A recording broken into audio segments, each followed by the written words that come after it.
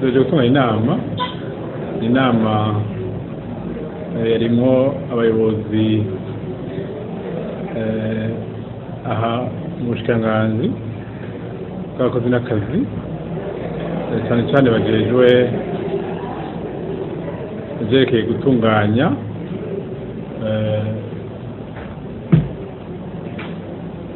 ubuzima bw'abakozi ba leta cyane cyane baraba n'itunganya ry'imishahara muri rusangi n'abajejwe gutunganya ubuzima bw'abakozi, ariko harimo n'abaserukira abafonctionnaire zibonekeje ko boba bafise ibyo batatunganirijwe ko muri ya ntunganya nshasha y'itunganya ry'imishahara bashizeho barungitswe n'abandi bagenzi babo kandi benshi. Mwumvise ko ari amadosiye yababa 3,000 yabo bibaza ko batatunganirijwe muri igikorwa twari tumazemo igihe cerekeye gutunganya neza gushira mu ngiro neza itunganywa rya politique salariale ya shasha yatunganijwe. Rero hari habaye gukosora amakosa amwe yagiye arabibonekeza.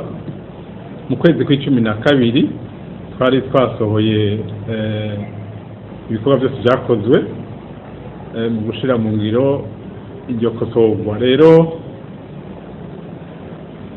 haciye ibonekeza bibaza ko batatunganirijwe, nico gituma uno munsi twavuze tuti dukoranye ino nama kugira dukureho inzitizi canke dukureho ivyotuma abo bantu bibaza ko byarakosowe canke bitanakosowe. Rero mwabibonye ko mu nama vyagaragaye yuko ahaniniya ari ukutamenya ingene iyi politike, inyubako y'iyi politike salariale imeze, ugaca usanga umuntu yibaza ngo agiye yararenganijwe atarenganijwe. Ariko hariho rero nivyibonekeje ko bateza gutunganirizwa kandi byakozwe, ariko ugasanga ikosa nyine ryavuye kuri uwo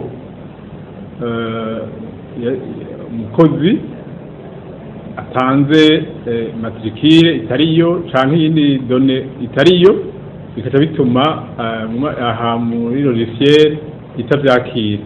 Rero kuva tubonye ico kibazo kisa n'ikivugwa cane mu bakozi, twaciye tubasaba bagire ama reclamation. Uno munsi amadosiye yose yashikiye ngaha mu bushikiranganji bw'abakozi n'akazi kugira ayo madosiye ayo ma reclamation ace yigwa vuba bwango, ku buryo ukwezi nk'uko twari twabishikirije mu kwezi guheze ako karigangamuhogo kose kopfaho kugira by'ukuri nk'uko leta yabishikirije kandi nk'uko twabishikirije tukavyemera abakozi yuko ata reclamation ijanye n'icampuwa tipe yose kuvugwa mu kurindira